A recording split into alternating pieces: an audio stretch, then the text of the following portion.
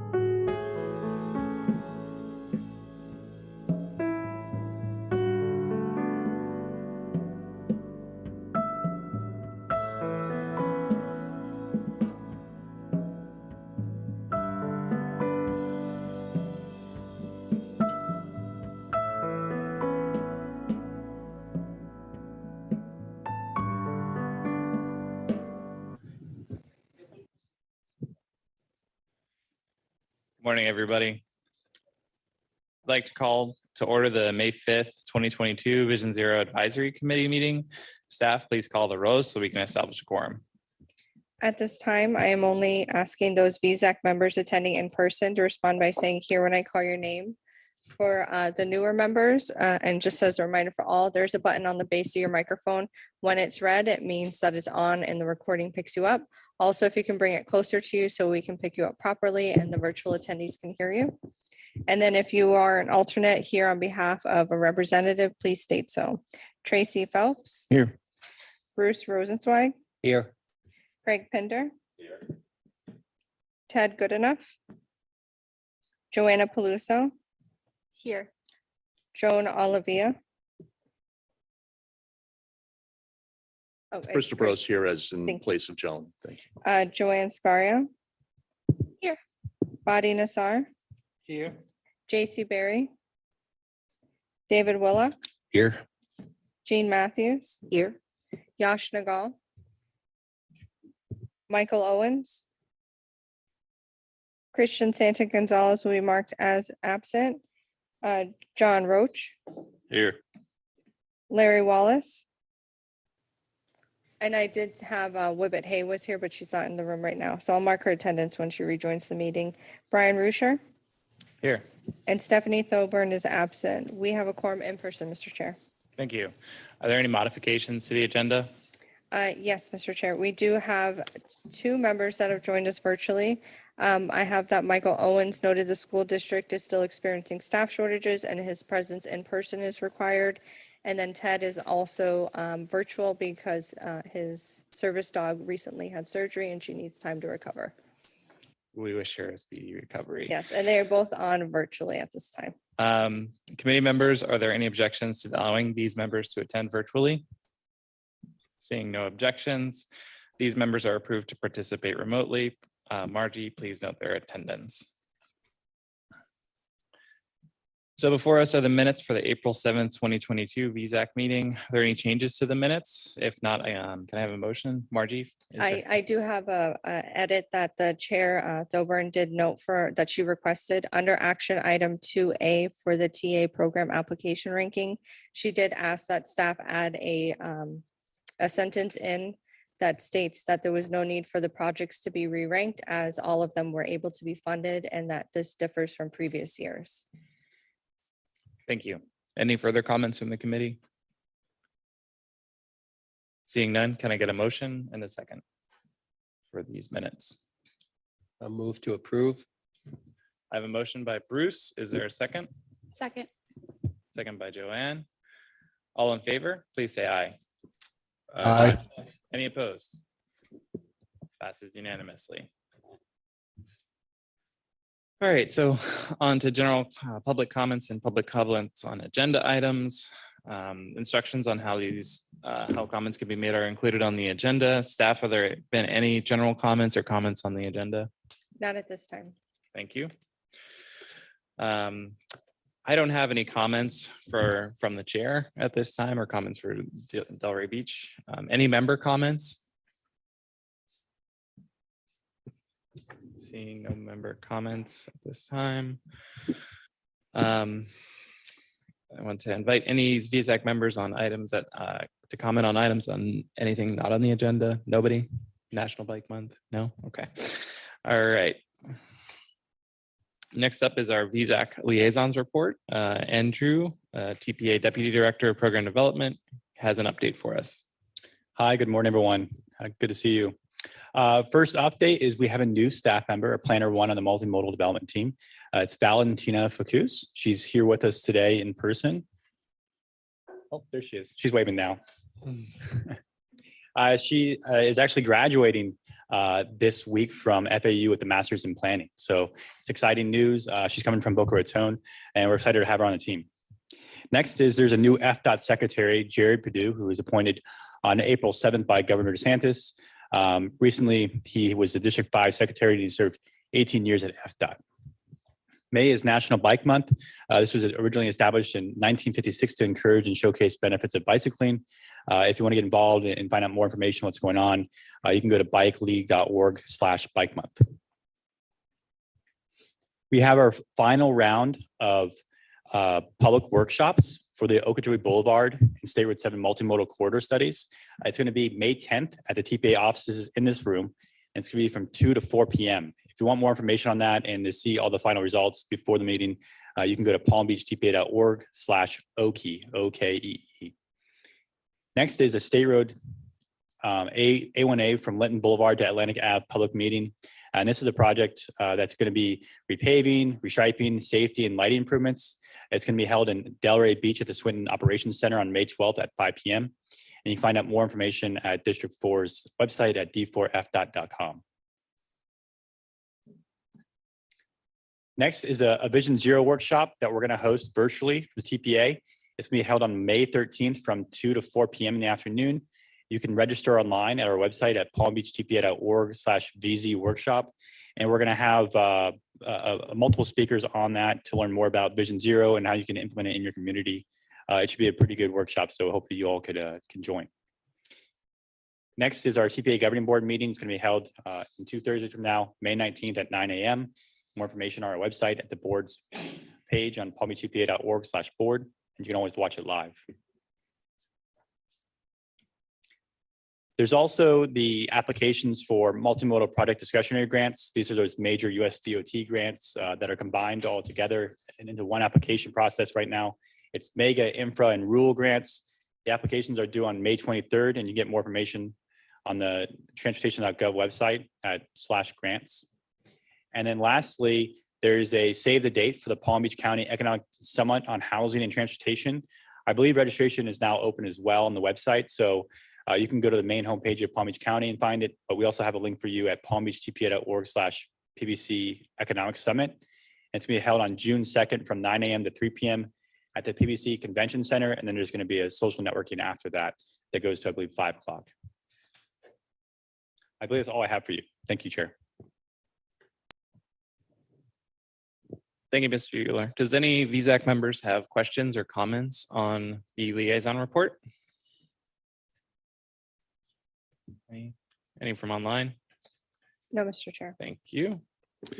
All right, we'll now move on to our action items. 2A, motion to recommend approval of the fiscal year 2023-2024 Unified Planning Work Program. I'd like to invite Matthew Kama to the podium to present the item. Thank you.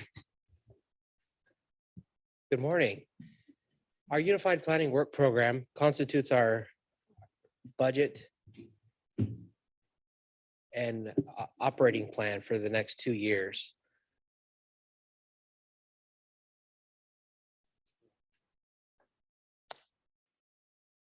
Sure.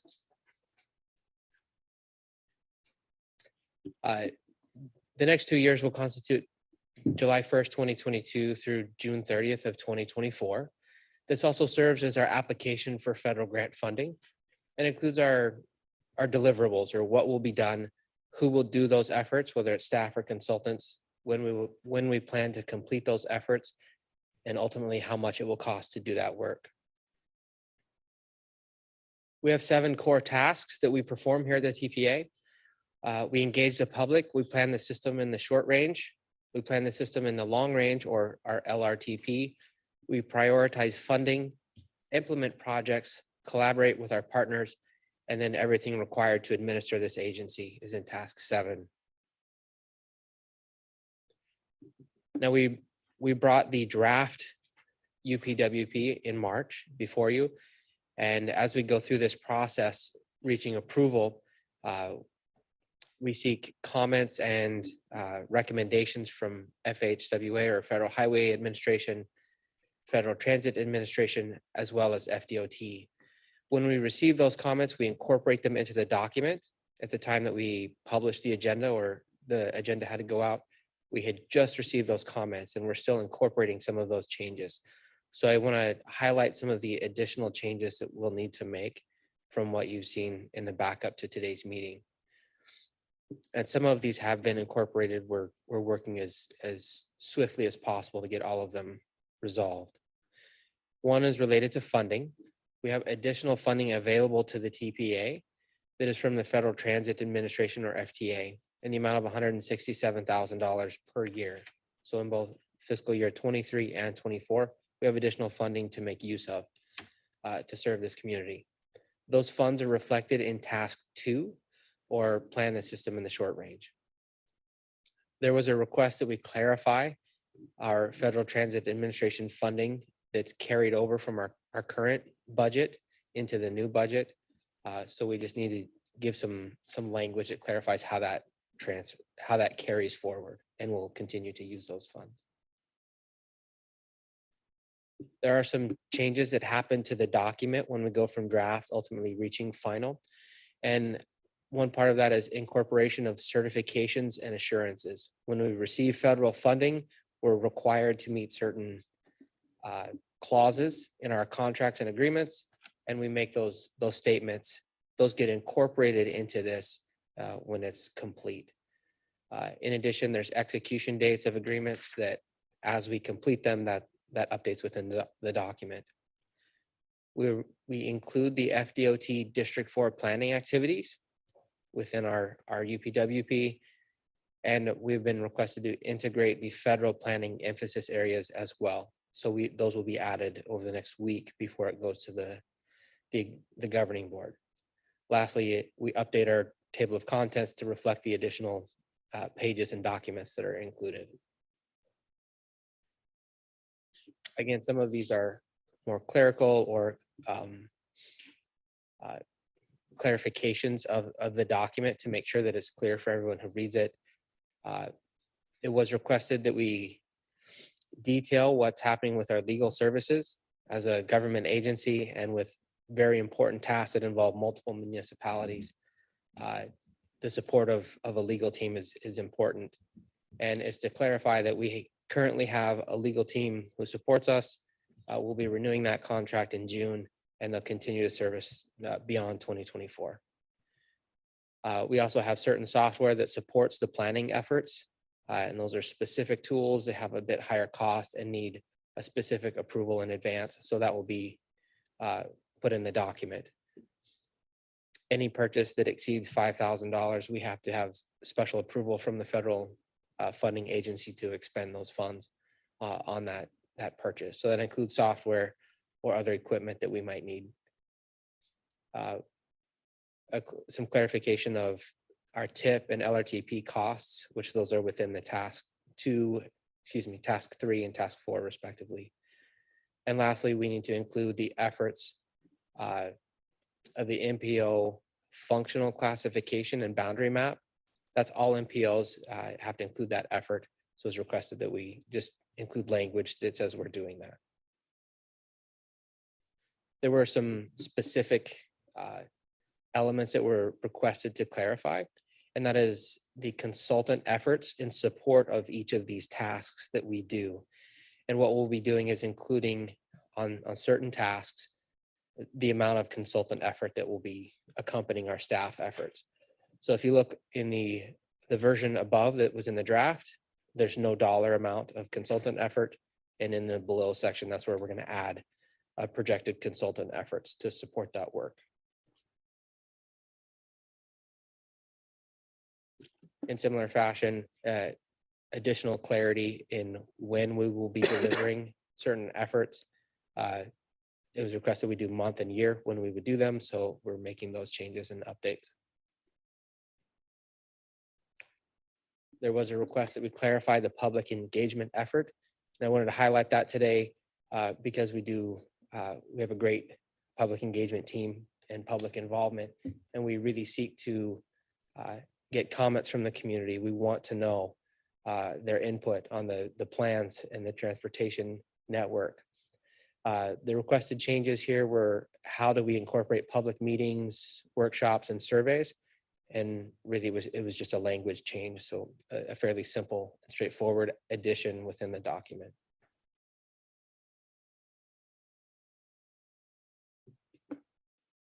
I mentioned earlier that we had some additional funding from our FTA funding source, or the lighter blue color within this pie chart. We have updated our revenue, our projected revenue, and this chart to reflect those additional funds available to the TPA.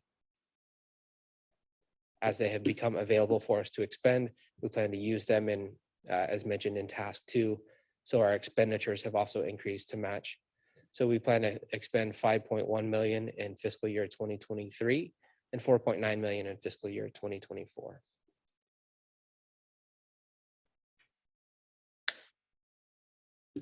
I want to give a timeline of how we're moving through this process. In March, we brought the draft of this document. We transmitted that to FHWA, or Federal Highway Administration, Federal Transit Administration, or FTA, and FDOT. We've received their comments. We're incorporating them. We're here seeking a recommendation to adopt today, and then the board will adopt on May 19th. Ultimately, there's work that will continue into June so that our budget becomes live on July 1st. And again, we're seeking a motion to recommend adoption of the fiscal year 2023, 2024 UPWP. Thank you, Mr. Kama. Staff, are there any public comments on this item? No, Mr. Chair. Okay. I need a motion to recommend approval of the fiscal year 2023, 2024 Unified Planning Work Program. I can open the floor for discussion. It looks like Jean is the only one with the black 10 card I up. just have a quick question. What are TPA member dues? I've just never heard that before. We seek contributions from the municipalities who have a seat on our governing board. And so they provide a 10-cent per capita member due that aids us in functions that are not grant eligible, but advance the role and impact of the TPA. Not quite a grant match, but a purpose match, I would say.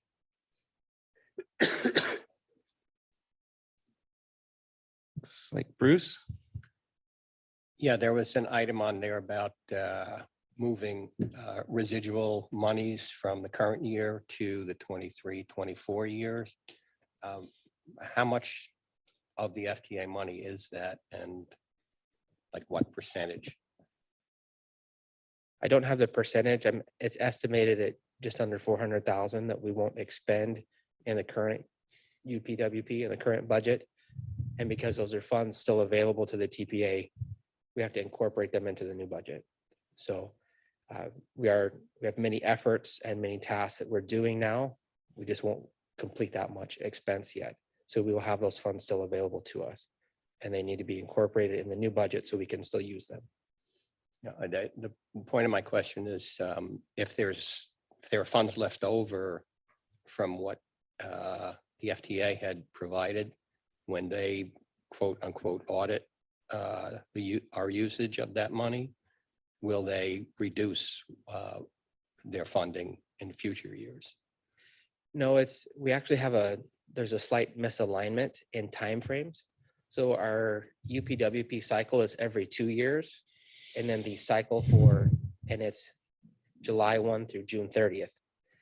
FTA funding is October 1 through September 30th, and it varies in timing. So we still have an active grant with FTA. We haven't lost, or the funds haven't been unused. We have to reflect them within our budget. It's really that timing misalignment that we have to address with that. I have Ted. Good enough.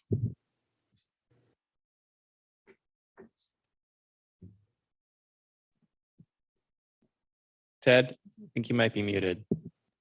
I was wondering, you mentioned new software, and I'm wondering if we're making sure the vendors are testing it for accessibility to all. The software that's mentioned is anything that has an individual cost over $5,000, and that's largely related to GIS services and mapping tools and some of the other resources that we use. And I don't have a specific answer at this moment of how that incorporates into accessibility. That normally happens when we do a presentation after the fact, or we collect that data and those reports And then we incorporate that into something that we would present to the public. And it's at that point where that accessibility feature is necessary. But I can find out additional information if that's, if there's more steps we can take to make sure it's accessible to all. That would be great.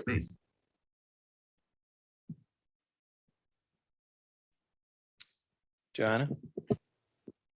I have a question about the budget section for the public engagement section. So it looks like the majority of the budget goes to personnel, which makes total sense. And then the next is consultants. So I'm just curious in there kind of where the funding for like community-based events kind of goes into that, as well as like, you know, the consultants that we're working with, are they based in the communities that we're working with, or that do they get hired very like regionally to apply or plan events at the local level? I just wonder if in the budget, if there's like a kind of thought process behind engaging the community more at the ground level rather than at a consultant level.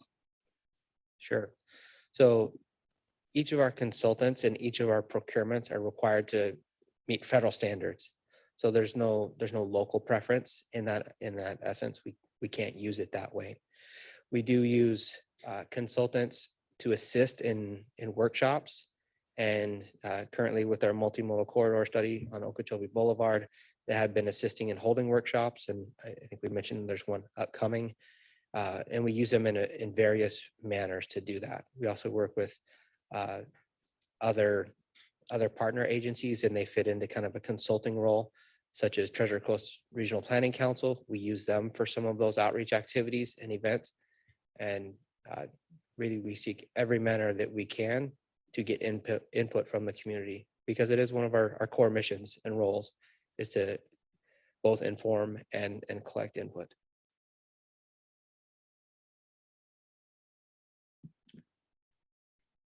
I see no other placards up, so can I get a motion to recommend approval for this item?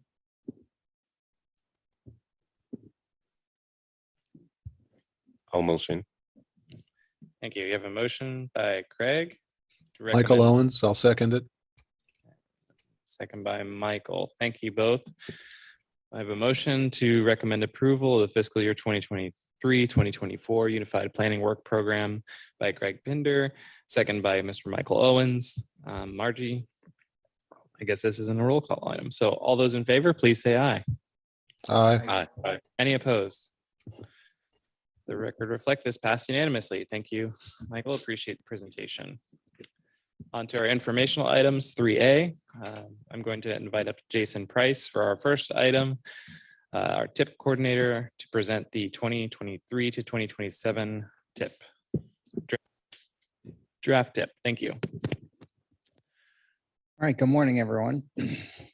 So today I'm going to be providing an overview of the draft TIP.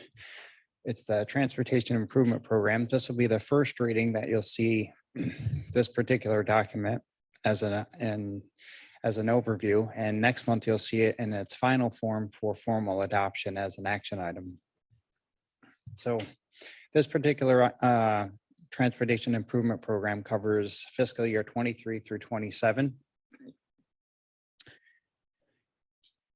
And with this document, it aligns with our mission to collaboratively plan, prioritize, and fund the transportation system. And by way of this Transportation Improvement Program, this is the funding mechanism to fund the transportation projects that build out the transportation system. And as we go through the development process for the Transportation Improvement Program, we move through these steps that you see on the slide here, from project development, selecting those projects, doing our grant program. We select projects and prioritize them in a list of priority projects. Those are incorporated into a draft tentative work program by FDOT. That's the prioritizing portion of the mission. And then the funding aspect is the development and adoption of the Transportation Improvement Program. And then just below on this slide, you see the timeline here of where we're at in the development of this particular tip document, and we are in May as a draft tip. And then after that, we'll see the final tip next month in June. And then once this is adopted, there'll be a little bit of gap in time between this current tip that we're working under and then the transition into this new transportation improvement program. So the tip is broken down into several sections that you'll see in the table of contents. And there's a collection of summary tables. I've broken down the sections into a few different categories here. So the TPA priority projects are the state road modifications and the 2 grant programs that we administer, local initiatives and transportation alternatives. In addition, there's a bulk of the section is FDOT priority projects and other local projects, and those are represented as SIS capacity trunk line projects for I-95 and the Turnpike, as well as other FDOT projects throughout the system and local projects and other modes of transportation that include airport, railroad, seaport. And then with building all of this infrastructure, and there's a section for maintaining it, and that's maintenance and operation, and that's both for roadways and transit.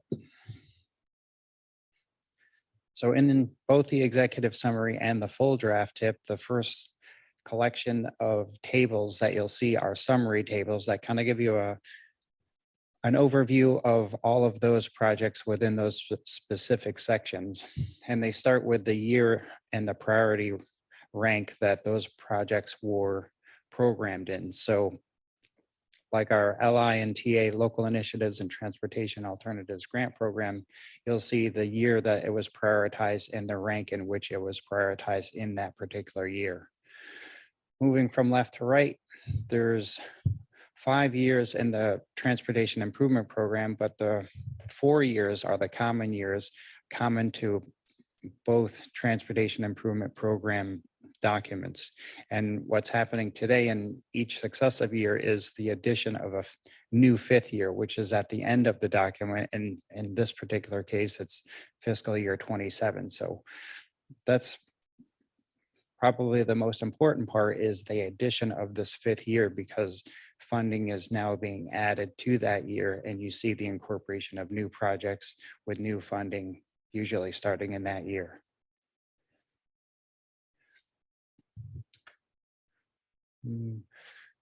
So last year and this year, we're kind of asking all of the committees to take the time, review the document for accuracy of the projects that are listed in there, and to reach out to the respective person, myself or Connor Campobasso. He manages the state road modifications program here. And we'd like to get your feedback on if there's any inaccuracies in any of the projects, or if there's any way to make the document better, if there's ways that things look either inconsistent, confusing, or could be improved. We want to hear from you. And so I just put this slide together to let you know the 2 people to reach out to, myself or Connor. And then also with our 2 grant programs, TA and LI, we are asking that the lead agencies that have those particular projects and they're awarded to incorporate this type of the funding that you receive from us, as well as the local share, the non-participating costs in your capital improvement program, and provide that information to us so we can have a more complete picture of the total amount of money that needs to be used to construct a project. And also, as a follow-up to that, I also reach out to all of the committee members asking for your local projects in your respective areas. If you have transportation projects that you would like to provide to us, we can incorporate that into the TIP document, and then it just reflects a more comprehensive view of all the transportation projects that are happening throughout the county. Predominantly, it's the grant programs and the FDOT projects, but there is a local section. And so although funding may not derive through the TIP document, at least it gives a more complete picture of everything that's happening in the county. And so one other way to kind of look at the tip is the overall funding that is incorporated into this document. And in total, it's about $3.5 billion worth of funding in a 5-year timeframe used to construct all of these projects that are listed there. And the lion's share of it is in SIS capacity, which is the Turnpike and I-95. And within that category, there's two different funding sources, federal and state funds. And you can see that state funds make up the majority of it. And those state funds are typically Turnpike projects, as well as FDOT will often match the funds or switch the funds to use state funds first and then get reimbursed later through with federal dollars, but build them with state dollars. And so you'll see a lion's share of that in-state funding. With that, I'm going to turn it over to Connor, and he'll go over the state road strategic intermodal system and state road modifications. Thanks, Jason, and good morning, everyone. As Jason mentioned, I manage a lot of the state road projects, and that includes things like the SIS on our end, as well as the state road modifications for the TPA.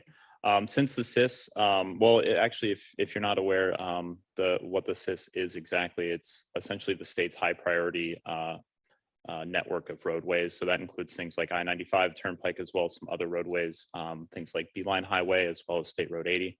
All included in that. So we did, since it is such a large amount of funding, we did want to break it out for you and show you kind of where those funds are going. So in the Turnpike's instance, about $900 million are going to be going to Turnpike widening projects, as well as some interchange projects over the next 5 years. So those are projects that have construction in the next 5 years of that new TIP. In addition to that, I-95 is going to be receiving 11 interchange projects, totaling about $400 million. And then in addition to that, we also wanted to highlight Beeline Highway, which is also receiving $156 million to do a widening project, as well as an interchange project. There's some other improvements going on Beeline Highway as well, which I'll highlight in a little bit, but we did want to break those out for you there. So looking a little bit deeper into the Turnpike's project. So in total, there's about a little over 900 million assigned to the Turnpike for all of its projects. These 5 on the screen are the ones that are coming up for construction in the next 5 years. They're listed here from north to south, and I'll just go through them. So in 2026, there's going to be a project from Okeechobee Boulevard to Beeline Highway. In 2025, there's going to be a project from Southern Boulevard to Okeechobee Boulevard. In 2024, from the West Palm Beach Service Plaza to Southern Boulevard. And then moving south to the southern part of the county, in 2027, there's going to be a project from Glades to south of Atlantic, and then Broward County line to Glades Road. As I mentioned, there's also 11 I-95 interchange projects happening in the next 5 years that are going to be going into construction in the next 5 years. So in 2023, we have interchanges at Indiantown Road, Belvedere Road, as well as 6th Avenue. In 2025, Boynton Beach Boulevard. 2026, North Lake Boulevard and 45th Street. 2027, Palm Beach Lakes Boulevard, Hypoluxo Road, and Gateway. And then finally, there's going to be some PD&E studies for Lantana Road in 2027. So that's going to be a little bit further out. But again, those further out projects are really important to keep in mind, because those are the ones that you actually you can have a little bit more input, because the design hasn't happened yet. So DOT is looking for that input early. As you get closer to 2023 and the new year, a lot of the time, especially if construction is funded in 2023, a lot of the design's already been completed. They have construction crews already lined up. So the input time there is a little bit limited. So that's why we like to include those projects that are a little bit further out. So the next 2 slides are going to be maps of Palm Beach County, showing all the projects that are happening on the SIS network. I've split it in half so you can get a better idea of where these projects are. So the first slide here is a map of Palm Beach County. I've split it in half based off north and south. So this is the north section. So this is from Forest Hill Boulevard to the Martin County line. And I've highlighted here the projects that I just talked about, in addition to some other projects. So for instance, the Beeline Highway, you'll notice a very large line spanning basically the entire roadway. That's because there's going to be some traffic management system projects that are going to be occurring on that corridor. And that's going to include things like TSM&O, as well as, which is really interesting, connected vehicle infrastructure. So that's going to be coming up in the next few years. In addition to that, there's also additional interchange projects that are going to be coming up. So Southern Boulevard is going to be a future project. So they're going to be doing some PD&E in the future for that. Moving down to the south. So this is south of Forest Hill Boulevard down to the Broward County line. There's a couple, again, showing you the projects that I just highlighted, but in addition to that, there's some construction that's already occurring. So you'll notice that basically all of 95 is highlighted here, and that's because there's some I-95 widening projects that are occurring right now, as well as the Glades Road interchange, which is also under construction. So in addition to the SIS, I also want to walk you through the State Road Modifications Program. So we have some updates and we also have some new projects. So first, starting off with the updates. With State Road 7, as you may or may not know, there's some ongoing litigation with that. So that project has been delayed. You may notice some funds in the TIP, in the current year TIP, so for 2022 for construction. Those funds are still in there, but they're probably going to be rolled back based off that litigation. Right now, I believe the hearing is scheduled for October, and that's probably going to go into the new year. So you'll probably see those funds move from 2022 to 2023, potentially even 2024, based off of how that litigation goes. Moving to Atlantic Ave, this one you may be familiar with because we brought this item to the different committees as well as our board and got a lot of feedback. We're trying to implement, working with DOT, we're trying to implement that vision that all the committees and the board had to do enhanced pedestrian and bicycle facilities on that corridor. We've recently run into a little bit of a roadblock with the water management district there. We thought we were going to have a little bit more room to work with, but we're going to keep the conversation going and try to do our best to implement that vision that you all had. On State Road 80, we are moving forward in 2 different phases on that project. So that's a lighting project that's going to be spanning from State Road 15 to County Road 880. So a massive lighting project that's going on out there. It's primarily using LI funds. So that project is moving forward. And like I mentioned, it's going to be coming in 2 phases. So more news on that in the future. Moving on, we do have 3 new projects that are entering the TIP this year. So we have Forest Hill Boulevard from Jog Road to Military. That's going to be a lighting project. There's going to be some bus enhancements there, as well as some enhanced crossings, and I believe some enhancements to the bike lanes. We also have Congress Ave from Lake Worth Road to Forest Hill Boulevard, which again is going to be a lighting enhancement as well as a crosswalk enhancement project. Sorry, I should clarify. The first 2 are resurfacing projects, but we're going through and enhancing some different features working with DOT. So we're trying to add those features on that I'm mentioning. So that's going to include lighting, enhanced crosswalks, and I believe some transit improvements as well. And the last one, Boca Raton signal enhancements. They're mainly converting string line lighting, or I'm sorry, traffic signals to mast arm throughout the city. So it's going to be in various locations. But if you're interested, I can provide some more information on that for you. And that's all I have. So I'll pass it back over to Jason. Thank you, Connor. So I'm currently managing both the local initiatives and transportation alternatives grant programs, as well as the TIP document. And so right now I'm going to go through what the local initiatives programs are in the TIP document, as well as transportation alternatives. And then I'll conclude with some of the FDOT projects that are also listed in this particular document. And so there's 7 projects that are currently being funded and moving through the phases, getting close to construction in later years. And those are listed here on the left. And you can see the year that they were ranked. These are all 2020 projects, and the last 2 are 2021 projects from the last grant cycle.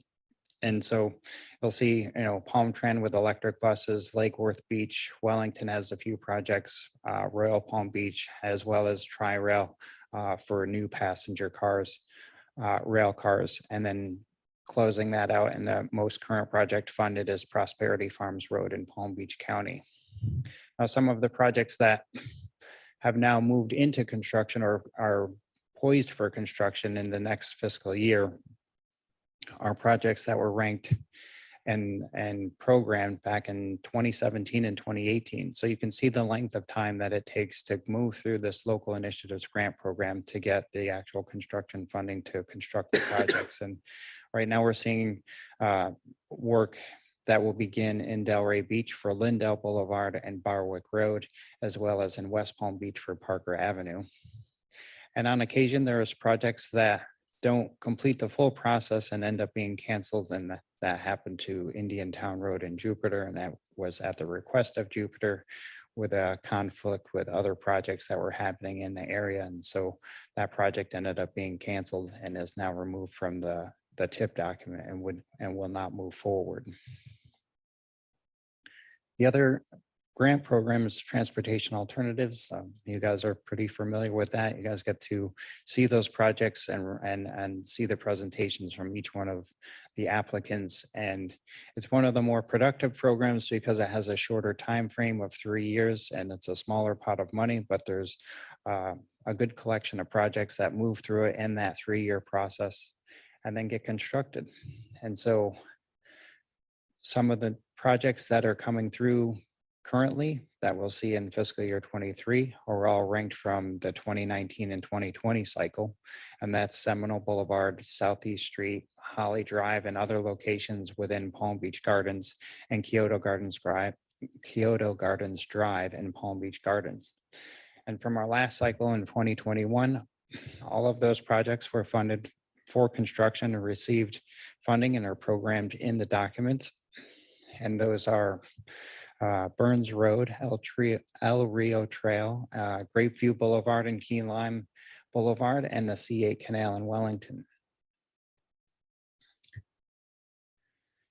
Now I'll move on to the FDOT projects, and these are all the summary tables that you'll see in the executive summary. And these are the last 2 tables, 4 and 5. And so there's some construction highlights that are notable for capacity projects that are coming up in fiscal year 23 for Beeline Highway, Lyons Road, and 60th Street. And there's also some resurfacing projects and bridge projects. And it's a much larger list. If you look at those summary tables, and you'll see a lot more of these projects in addition to these ones. This is just a snapshot of those for the resurfacing and bridge projects as well. Now, the last table in the summary tables is the new projects that we haven't seen before that are now incorporated into the TIP document. And these are just a small collection of these projects. When you look at the summary table, there's a handful more projects for new FDOT projects. And here you see a few of them for US 1, A1A, South Dixie Highway, Lake Worth Road, and Boynton Beach Boulevard. So that concludes the presentation. Please take time to review it. Reach out to us if you see any inconsistencies or have any questions on the document. I'll be sure to follow up and provide clarification or make any corrections if you see any inconsistencies or readability issues. And this morning I just finished up. If you go to our website, palmbeachtpa.org, there's a little map that kind of spins around, or a globe. If you click on that globe, it'll take you to our map.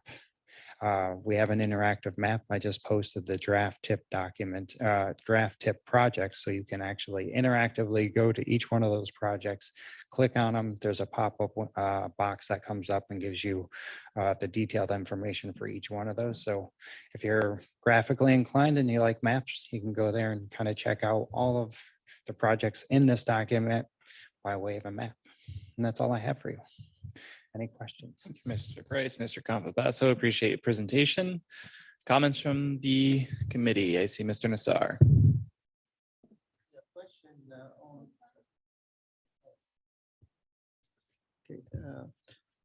Regarding Southern Boulevard, I think there's 2 DOT project, one for State Route 7 under Southern Boulevard and one with the Turnpike.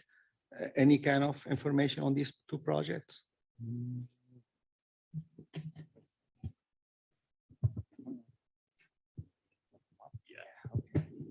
Yeah, I could look them up for you, but is anything specific? Just, are you looking for like the the type of work that's going to be going on out there.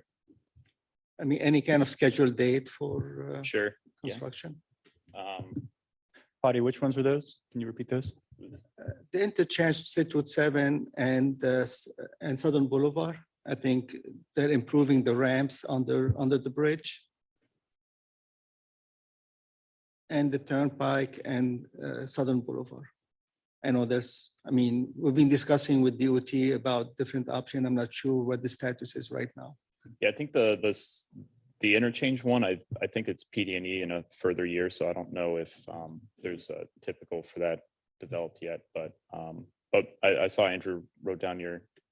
I did. Yep. I see the Southern Boulevard at State Road 7, project 4378681. The widening the eastbound and westbound ramps to accommodate additional right and left turn lanes. Looks like construction's out in 2026. And then design's already started, right? So we'll make sure we follow with that one. And the other one was Turnpike, correct? Let's see.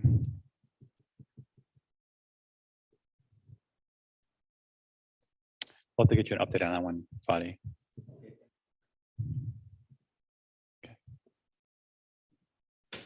Thank you. Mr. Rosenzweig, did you have a comment as well? Ask him afterwards. Okay, Mr. Rich. Thank you. It's my understanding yesterday at the TAC meeting, there was a lengthy discussion about the tri-rail extension and why it's being delayed. I don't know if that was mentioned. Maybe I missed it here, but can you speak a little bit as to why that's being pushed out again and kind of the new projected timeframe? Yeah, that was a long conversation, but it was a project. I that think can- it would just benefit the group here as well. So. Oh, awesome. Good morning, everyone. Valerie Nielsen, Interim Executive Director. So in our tip, it shows that the Tri-Rail Coastal Link from West Palm Beach to Jupiter, the PD&E is delayed. The reason of that, this is a placeholder for us. We can only prioritize capital dollars, but we've looked into this before, and until we have a local funding source for O&M, so an actual funding source from the county to fund operations and an access fee to run on FEC's property, as well as an access fee agreement to run on their property, we can't, this project continues to move forward. So after that discussion, we discussed internally, and we're going to add that note so it explains a better picture of why it's the PD&E is delayed, but it doesn't make sense to do PD&E now and then however many years go by until we can actually, get those other things in place. So we can't make FEC say, yes, you can run on our tracks. They're focused on Brightline Phase 1, Phase 2. So they're constructing that right now. So, and they haven't been open to even talking about how much would you charge if you allowed an easement in our right of way. So we need to, as a county, really have that discussion about extra funding for enhanced transit. And so that was that discussion. Thank you.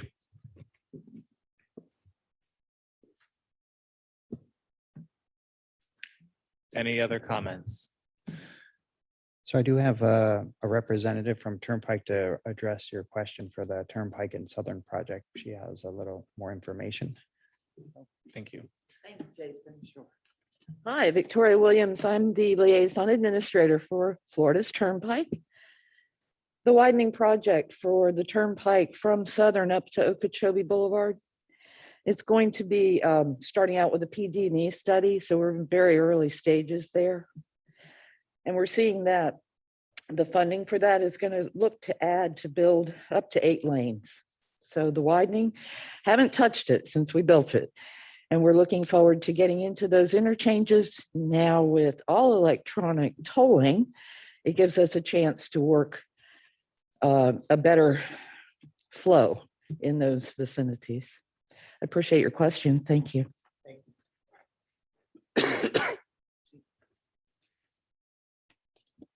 Okay.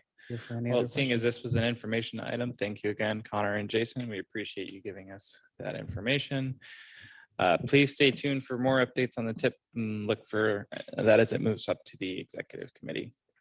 We're now through pretty much most of our agenda. So 4A and 4B are informational only. There will not be staff presentations unless requested by a committee member. So anybody want to see presentations? Seeing Brian, none. I will comment on one item from the summary points that I forgot to put a note for you. There was 2 changes for the VZAC. We do have Bruce Guyton is the newest alternate. Oh, you're Stole gonna my say that. thunder. Oh, I'm sorry. Go ahead, Brian. My bad. I was going to invite Chris Stavros and Bruce Guyton to the committee. I want to welcome you all. Thank you all for taking your time once a month. This is a lively group, very fun discussion. I'd also like to take time to welcome Valentina to the TPA staff as well. Appreciate you coming and joining us. I'd encourage all the board members just introduce yourselves, make a nice invitation to discuss the projects that are ongoing in your area, and then introduce yourselves to the TPA staff as well. So thank you, Margie. I appreciate that. That being said, our next meeting is June 2nd, 2022. At this time, our committee is adjourned at